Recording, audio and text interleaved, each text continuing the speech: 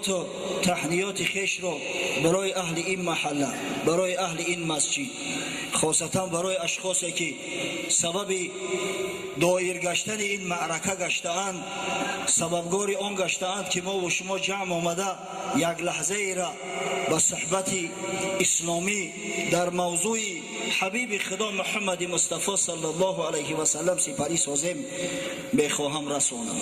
واقعا چند مدت است پزمان صحبت برادرمو داملا سیامدین گشته بودیم. چند مدت است که پزمان قرائت های بسیار بسیار پرسوز و گدازی برادرمو قاری زبیدالله گشته بودیم. الحمدلله و المنه به شرافت این معرکه و این مجلس به صحبتاش رسیدیم. اعوذ بالله من الشیطان الرجیم. النبی اولی بالمؤمنین من انفسهم. الآیه.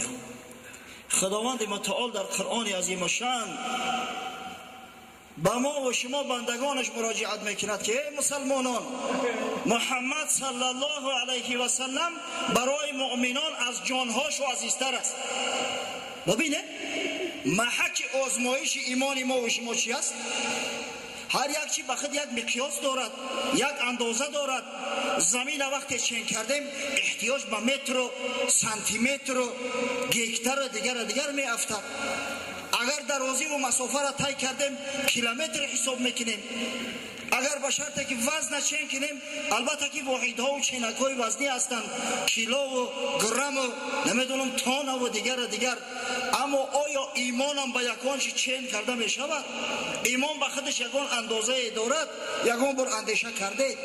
بله برادرای عزیز، ایمان هم برای خود چینک اندازه دارد و از همه مهمترین اساسی ترین چینک اندازه ایمان ما و شما محبت محمد صلی الله علیه و سلم است. یا الله بزرگ. ببینید خدا چی میگه؟ النبی اولی بالمؤمنین من انفسهم. محمد صلی الله علیه و سلم برای مسلمانان از جاناش و عزیزتر است. کو یک اندازه که مسلمانی ما تو کدام درجه است؟ ما محمد صلی الله علیه و سلم از جانمو بیشتر دوست می‌داریم؟ اگر نداشته باشیم پس ایمانمون کامل نیست. در صحیح بخاری اومده است حضرت عمر رضی الله عنه بار در نزد پیغمبر خدا صلی الله علیه و سلم نشسته بود. روایت از عبدالله ابن هشام است رضی الله عنه و دست حضرت عمر در کفهای مبارک حضرت رسول الله صلی الله علیه و سلم قرار داشتند، زیرا عمر را دوست می داشت. عمر محب است، عمر سرسپرده است. حضرت عمر شوقش کرد، گفت یا رسول الله لانت احب الی من کل شیء الا نفسی. ای حبیبی خدا، گفت من ترا گفت از تمام اشیا از دنیا دوستت میدارم. از زن فرزندم بالا هستی، مال و ثروتم فدای خاک پایت شود. شاید من همین جانی سبیل ماندم از تو بیشتر دوست بدارم. در غیر این از تمام چیزها من ترا بالا و بالا میدونم. از فرزندان برام عزیزتری. حضرت صلی الله علیه و سلم در جواب فرمود لا والذی نفسی بیده حتی اکون احب الیک من نفسک. ای عمر گفت قسم به خدایی که جان محمد در قبضه قدرت اوست، تا زمانی که مرا از جانت بیشتر دوست نداری ایمانت کامل نمیشود. به عمری سرسپرده، به عمری مجاهد، به عمری که ترک یار دیار کرد به خاطر رسول الله صلی الله علیه و سلم، به عمری که دشمنا می ترسیدند از او، از یک صداش شنیدن به لرزه می آمدند. گفت تا زمانی که مرا از جانت بیشتر دوست نداری ایمانت کامل نمی شود. یا عمر اگر جانت از من بیشتر دوست می داری پس هنوز ایمانت کامل نیست. سبحان الله. گاه اندیشه میکنم این سخنای سرکی نیست برادرای عزیز. از برای خدا یختون قیاس کنه، یختون در جای حضرت عمر بمانه. چند ما دوست می‌داریم پیغمبر صلی الله علیه و سلم. با یقین میگم اکثریت کل، همه نه البته، اما اکثریت کل ما و شما چی جای جان والله دنیامون از محمد صلی الله علیه و سلم بیشتر دوست می‌داریم. وظیفه و منصبمون از پیغمبر بیشتر دوست می‌داریم. این نشانه محبت ما و شما. баъзан рафторое мекунем, кирдорое мекунем ки агар уро дар маҳаки озмоиш қарор битем, аз мо шармандатар, аз мо хиҷолатзадатар касе нест. баъди пешин дар як маърака ҳузур доштем. як бародари ҳоҷӣ, бародари мусалмон суол мекунад ки домуло дар ҷои кор банд мешавем, намози пешини аср муқазо мешавад, вақт намеёбем, ягон ривоят ҳаст? мо гуфтем бародар, ривоят нест. инна салота конат алал муъминина китобан мавқуто. худованд ин намоза барои мусалмонон фарзи вақтӣ гардондааст. мега нашид, ҷавоби шумо нашид, мақсад мара қонеъ накард. این برادر آرزو داره که تعبیر دلش یگان روایتش بیاویم بتیم که خیلی مادام که کار میکنی کارک تبا کنه با نماز کار جمع کنه بیا بعد نماز شام همش سر جمعک میخونیده. مذاق میکنن که یک مرد یک روز در نماز پیشین در مسجد میغلطه، میبینه 4 رکعت سنت قبل از پیشین، بعد 4 رکعت فرضی پیشین، بعد یو با 2 رکعت سنتی بعدی پیشین.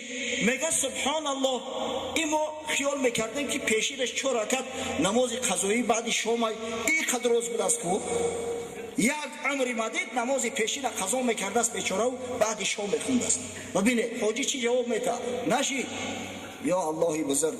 ببینه وقتی که کار مونه از نمازی که روشنی به چشم پیغمبر صلی الله علیه و سلم است بالا میگذاریم، دیگه چی جای دعوای محبت، چی جای نعره زدن، چی جای اشک دیده ریزوندن؟